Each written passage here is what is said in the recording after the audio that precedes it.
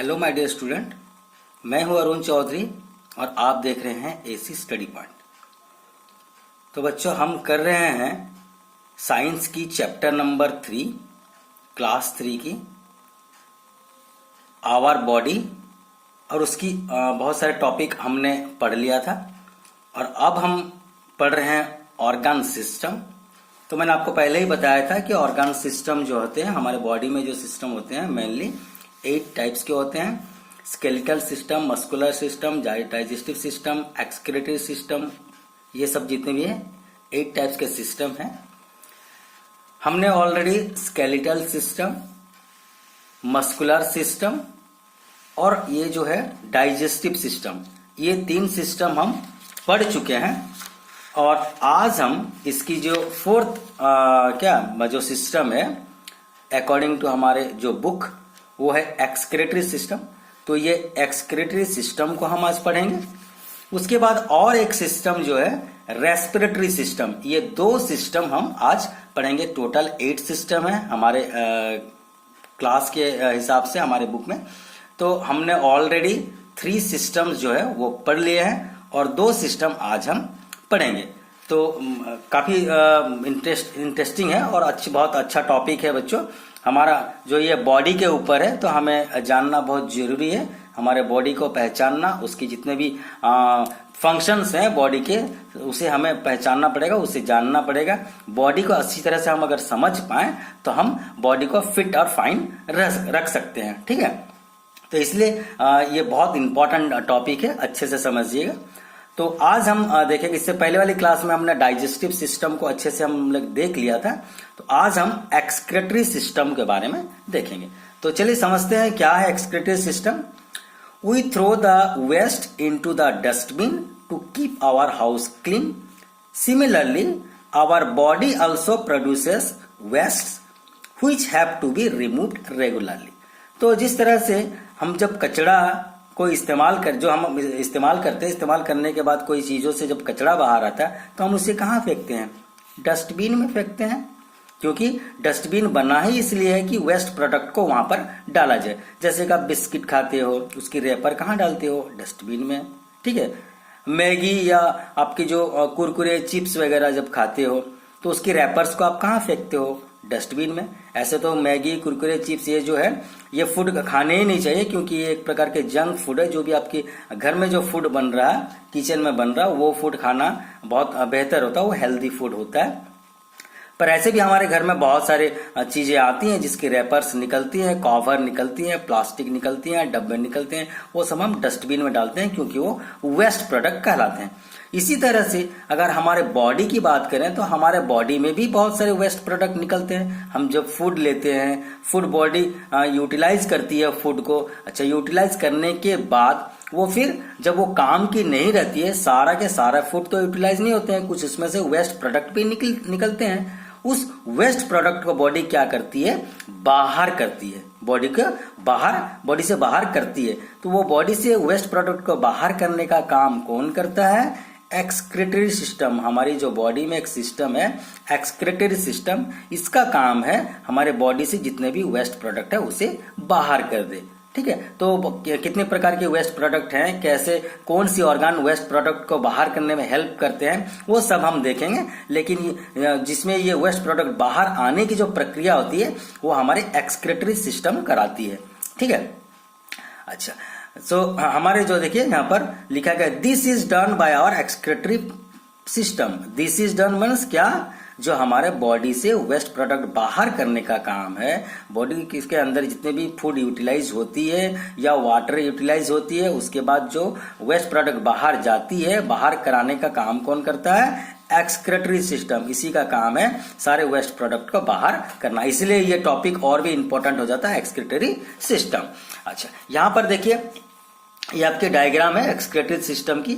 यहाँ पर ये किडनी, आपको पता है कि हमारे 2 किडनियां होती है, ठीक है, ये किडनी है और ये हमारे एक्सक्रीटरी सिस्टम के डायग्राम है। और इसके बहुत सारे पार्ट्स होते हैं बच्चों, पर आप छोटे क्लास हो इसलिए यहाँ पर बहुत कुछ दिया नहीं गया, बस आपको बताया गया है कि ये एक्सक्रीटरी सिस्टम का डायग्राम है, जिसमें कि किडनी का एक बहुत इंपॉर्टेंट रोल होता है। किडनी का काम होता है एक्सक्रीटरी सिस्टम में, किडनी का मतलब क्या, ये जो है किडनी एक पार्ट है बॉडी का, ये एक्सक्रीटरी सिस्टम में बहुत हेल्पफुल है। ठीक है, कैसे है हम आगे और आपको समझाते हैं।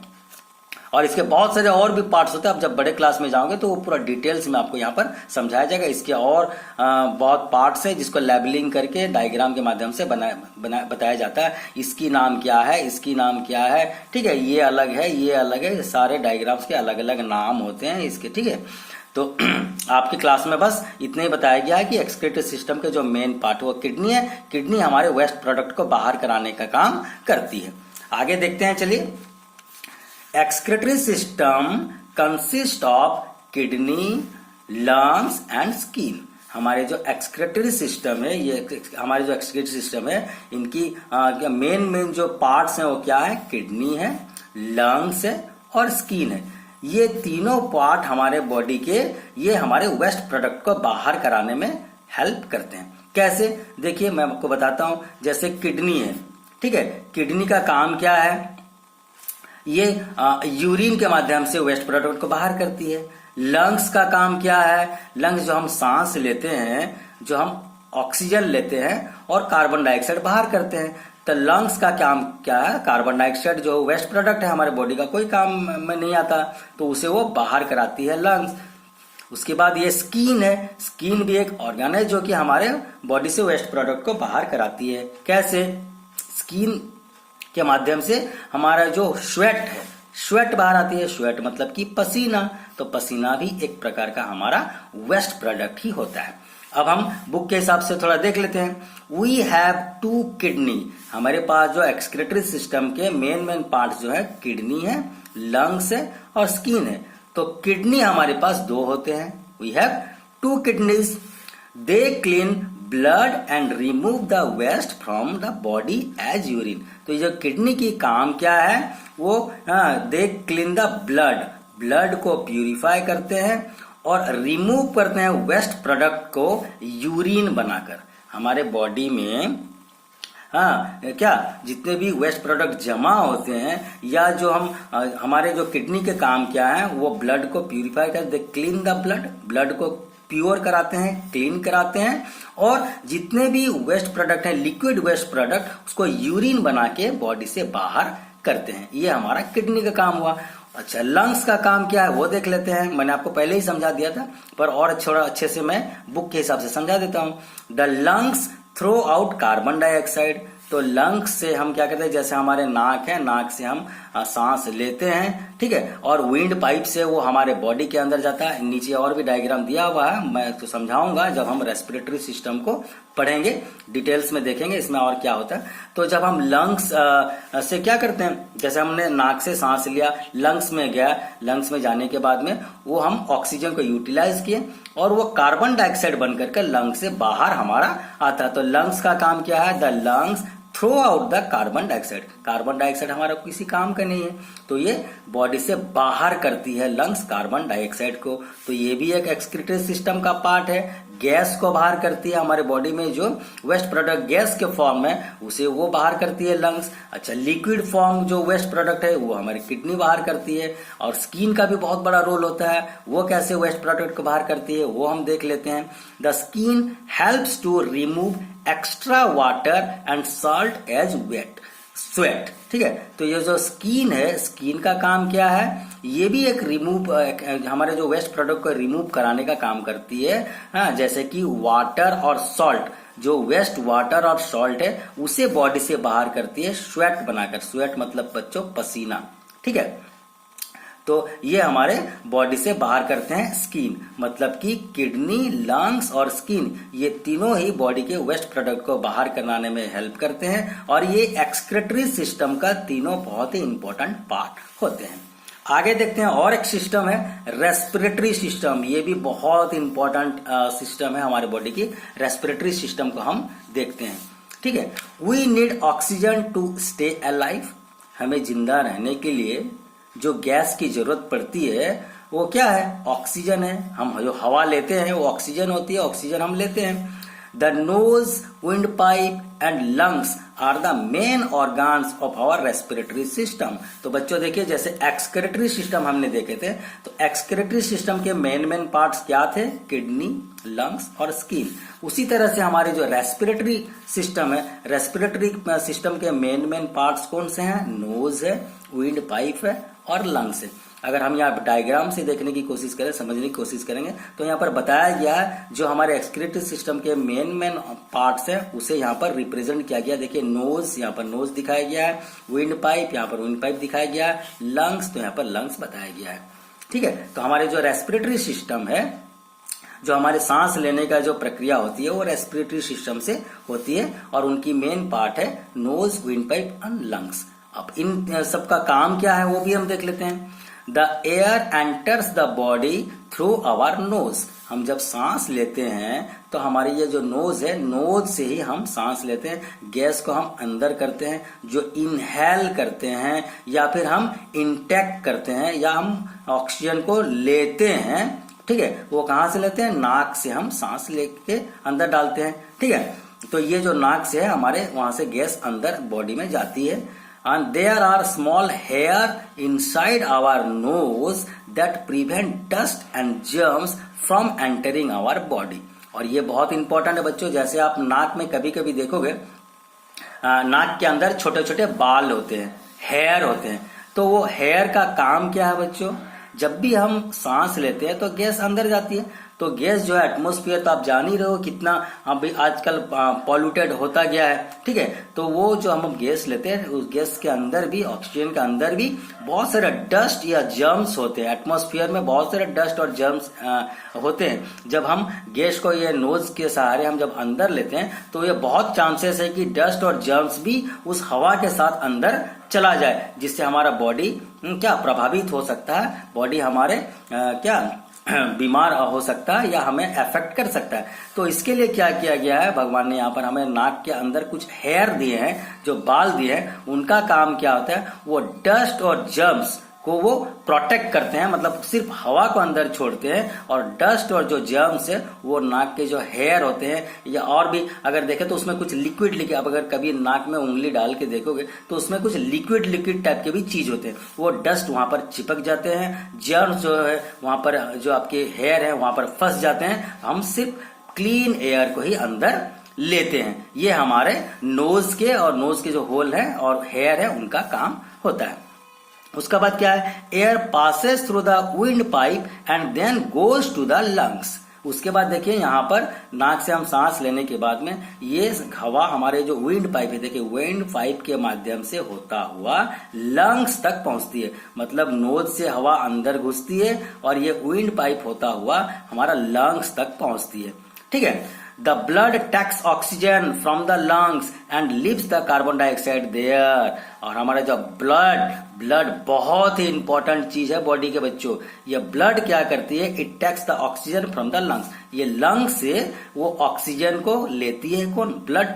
और ब्लड ही एक ऐसा चीज है जो ऑक्सीजन को बॉडी के हर तरफ, हर पार्ट, हर कॉर्नर में मूव कराती है। ठीक है, आप फिंगर में, अगर आपकी फिंगर टिप में अगर आप थोड़े ब्लड से या कोई आलपिन से, या जब हम डॉक्टर के पास जाते हैं टेस्ट करते देखते हैं, वहां भी अगर पिन मारते हैं फिंगर में तो वहां से भी ब्लड निकलती है। और आपके अगर टो में आए, पांव में आए तो वहां पर भी ब्लड निकलती है। मतलब ब्लड एक ऐसा चीज है जो बॉडी के हर कोने में मौजूद है। तो इसीलिए ब्लड ऑक्सीजन को बॉडी में सप्लाई करने का काम करती है, क्योंकि ब्लड ही एक ऐसा चीज है जो बॉडी के हर कोने तक जा सकती है और ऑक्सीजन को वही लेकर के हमारे बॉडी तक के हर कॉर्नर तक सप्लाई करती है। तो कुल मिलाकर देखा जाए तो ब्लड का काम क्या है, ब्लड का काम है वो लंग से ऑक्सीजन को कलेक्ट करती है और वो it leaves the carbon dioxide there, और कार्बन डाइऑक्साइड को वहीं छोड़ देती है। कहां पर, लंग्स में। We breathe out this carbon dioxide through our nose। और जो कार्बन डाइऑक्साइड बच जाती है वहां से जब हम नाक से ऑक्सीजन लेते हैं, क्या हम एयर लेते हैं, तो वो ऑक्सीजन को ब्लड क्या करती है, वहां से लंग्स से कलेक्ट करती है और कार्बन डाइऑक्साइड को वहीं छोड़ देती है लंग्स में। और ये लंग्स फिर से दोबारा से हम जब सांस छोड़ते हैं तो हमारे कार्बन डाइऑक्साइड बन के बाहर नाक से आती है। We breathe out this carbon dioxide through our nose. फिर जिस तरह से हवा अंदर गई थी उसी तरह से ऑक्सीजन यूटिलाइज होने के बाद यहाँ पर फिर कार्बन डाइऑक्साइड जमा होती है। इस कार्बन डाइऑक्साइड फिर विंड पाइप होता हुआ नोज से होते हुआ बाहर बॉडी से चला जाता है। ठीक है, thus exchange of gases and purification of blood takes place in the lungs. तो ये लंग्स बहुत ही इंपॉर्टेंट चीज है। यहाँ पर क्या होती है, गैस की एक्सचेंज होती है, मतलब ऑक्सीजन हम लेते हैं और कार्बन डाइऑक्साइड छोड़ते हैं। ये सब लंग्स का काम है, लेना देना, गैस का जो लेना देना काम है यहीं पर होता है। ऑक्सीजन यहाँ पर अंदर आता है, कार्बन डाइऑक्साइड फिर इधर से बाहर जाती है। तो एक्सचेंज ऑफ गैस जो है, कौन सी गैस, ऑक्सीजन और कार्बन डाइऑक्साइड, ये दोनों एक्सचेंज होते हैं यहीं पर लंग्स में। This process is called the respiration. तो ये जो प्रोसेस है, कौन सी process, the exchange of gases, मतलब ऑक्सीजन को लेना, कार्बन डाइऑक्साइड को बाहर छोड़ना, ये जो प्रोसेस है इसे हम रेस्पिरेशन कहते हैं। तो इस तरह से बच्चों एक्सक्रीटरी सिस्टम और रेस्पिरेटरी सिस्टम दोनों ही सिस्टम हम कंप्लीट कर लिए और थोड़े कुछ गुड हैबिट देखते हैं, गुड ब्रीदिंग हैबिट्स जो हम, क्योंकि यहाँ पर हम रेस्पिरेटरी सिस्टम जो है सांस लेने की प्रक्रिया है, तो सांस लेने का जो सही तरीका है उसके बारे में बताया गया है। किस तरह से हम गुड ब्रीदिंग हैबिट्स क्या अडॉप्ट कर सकते हैं उसके बारे में बताया गया है, तो ताकि हम सही से सांस ले पाए, लेने का तरीका, सही से सांस लेने का तरीका या ऑक्सीजन लेने का तरीका को हम समझ पाए। ठीक है, तो ये क्या क्या एक एक करके थोड़ा देख लेते हैं। We should always try to breathe fresh air.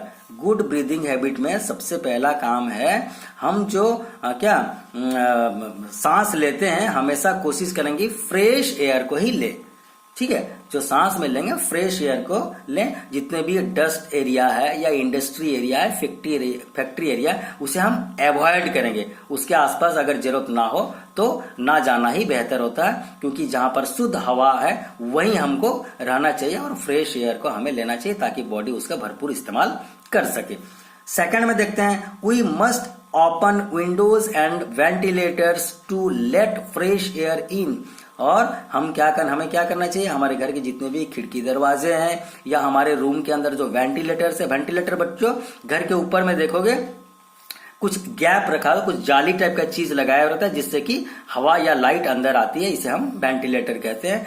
तो हम हमेशा घर के जितने भी विंडोज है, डोर्स है, वेंटिलेटर्स है, इसे अगर हम खुला रखें तो फ्रेश एयर अंदर आएगा। जितने मैक्सिमम समय तक हो सके, रात के अलावा दिन में अगर हम विंडोज और डोर को खोल के रखें तो फ्रेश एयर आना जाना कर सकती है। ठीक है, हवा, शुद्ध हवा हमें रूम में मिल सकता है, ये हम कोशिश करेंगे। उसके बाद थर्ड में क्या है, we should breathe through the nose because the hair in the nose trap the dust particle and do not let them pass through the nose. और हमें हमेशा कोशिश करना चाहिए कि हम जब सांस लें तो नोज से लें। ठीक है, बहुत सारे लोग क्या करते हैं, मुंह से भी सांस लेते हैं। जैसे सर्दियों में हमें होता है कि नोज जब हमारा जाम हो जाता है तो हम क्या करते हैं, ब्लॉक हो जाता है तो हम मुंह से सांस लेने की कोशिश करते हैं। और ऐसे भी जनरली बहुत सारे लोग हैं जो कभी कभी मुंह का इस्तेमाल करते हैं, मुंह खोल के सांस लेते हैं, तो ऐसे करने नहीं चाहिए। हमें हमेशा नोज का इस्तेमाल करना चाहिए, नोज से ही सांस लेनी चाहिए ताकि नोज के अंदर जो हेयर्स है वो हमारे जितने भी डस्ट पार्टिकल्स है उसे वो रोक सके और शुद्ध हवा बॉडी के अंदर जाए। These dust particle cause allergy if they reach the respiratory tract। और ये जो डस्ट पार्टिकल को अगर हम डायरेक्ट माउथ से ले लेते हैं तो वो हवा तो अंदर चली जाएगी, लेकिन उसके साथ साथ डस्ट पार्टिकल या जर्म्स बॉडी के अंदर चले जाएंगे और वो एलर्जी करेंगे, हमें ईचिंग करेंगे और बहुत सारे प्रॉब्लम या रिएक्शन करेंगे, जिसके वजह से हमारे जो रेस्पिरेटरी ट्रैक है वो अफेक्ट हो सकता है, डैमेज हो सकता है और हमें बहुत सारे ब्रीदिंग प्रॉब्लम आ सकती है। उसके बाद देख लेते हैं और क्या है हमारा। देखिए, ये जो है नंबर 4 जो है ब्रीदिंग, गुड ब्रीदिंग हैबिट्स में क्या है, we should not cover our face while sleeping. सोते वक्त बहुत सारे बच्चों की या बड़ों की भी आदत होती है कि वो जो रजाई है या चादर है पूरा माउथ को कवर करके, पूरा सर को छिपा करके सोते हैं। ठीक है, ढक करके बॉडी को सोते हैं, ऐसे सोने नहीं चाहिए। हमारे जो माउथ से नोज है उसे हमें खुला रखना चाहिए। रजाई के अंदर सर को उसके अंदर रखना नहीं चाहिए। नाक पूरा अगर बाहर रहेगा, रजाई से बाहर रहेगा या चादर से बाहर रहेगा तो ताजा हवा हमारे बॉडी के अंदर जाएगी।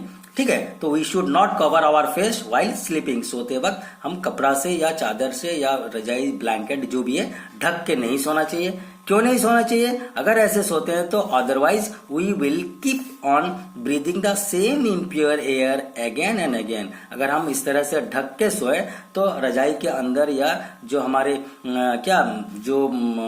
होते हैं चादर के अंदर, अगर हम ऐसा ढक के सोए तो उसके अंदर जब हम सांस लेंगे तो ऑक्सीजन तो लेंगे, फिर जब छोड़ेंगे तो कार्बन डाइऑक्साइड छोड़ेंगे। उसी कार्बन डाइऑक्साइड उसी के अंदर रह जाएगी और बार बार हमें ऑक्सीजन की कमी होगी और जो अगेन एंड अगेन हम कार्बन डाइऑक्साइड को ही इनहेल करेंगे, जिससे हमारे प्रॉब्लम, हमारे लंग्स को प्रॉब्लम हो सकता है या रेस्पिरेटरी प्रॉब्लम हो सकती है। ठीक है, we should not wear tight clothes because they hinder the breathing movements. अच्छा, हमें बहुत टाइट क्लॉथ्स, आजकल की जैसे प्रचलन चला हुआ है कि जीन्स, स्किन फिटिंग जीन्स पहनते हैं लड़के लड़कियां, तो इस तरह की टाइट क्लॉथ्स हमें पहननी नहीं चाहिए। क्योंकि अगर वो टाइट क्लॉथ पहनेंगे तो वो स्किन में चिपक कर रहेंगे तो स्किन से वेस्ट प्रोडक्ट भी बाहर नहीं हो पाएंगे। हमें फ्रेश एयर जो बॉडी में सप्लाई होनी चाहिए वो भी सप्लाई नहीं होगा और हमें ईचिंग, खुजली वगैरह ऐसे कुछ प्रॉब्लम भी हो सकते हैं। और हमारे बॉडी के अंदर जो छोटे छोटे होल हैं जिसके वजह से वो हमारे बॉडी को प्योर करते हैं, वहां से हमारे जो स्वेट बाहर आते हैं,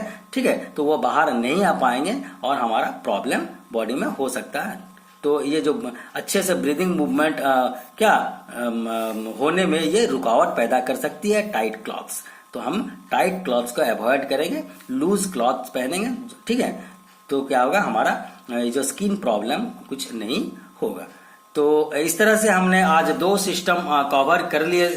ठीक है, हमने एक्सक्रेटरी सिस्टम और रेस्पिरेटरी सिस्टम, ये एक्सक्रेटरी सिस्टम और रेस्पिरेटरी सिस्टम हमने 2 टॉपिक कवर किए। इसके साथ गुड ब्रीदिंग हैबिट भी हमने आज देख लिए। उसके बाद नेक्स्ट जब हम देखेंगे तो हम सर्कुलेटरी सिस्टम और हमारे ये जो रेस्पिरेटरी रिप्रोडक्टिव सिस्टम है, ये 2 और सिस्टम है, इसे हम अच्छे से देखेंगे। ठीक है, और हमारे 5 बॉडी के सिस्टम जो है 5 सिस्टम हमने पढ़ लिया, और एक सर्कुलेटरी सिस्टम, रिप्रोडक्टिव सिस्टम और इसके साथ एक रह जाता है हमारा नर्वस सिस्टम। तो ये नेक्स्ट क्लास में हम कवर करेंगे। ठीक है, क्योंकि वीडियो ज्यादा लंबा ना हो जाए इसलिए मैं आज यहीं पर रुकता हूं। तो मिलते हैं अगले वीडियो में एक नई टॉपिक के साथ। Till then bye, thank you everybody.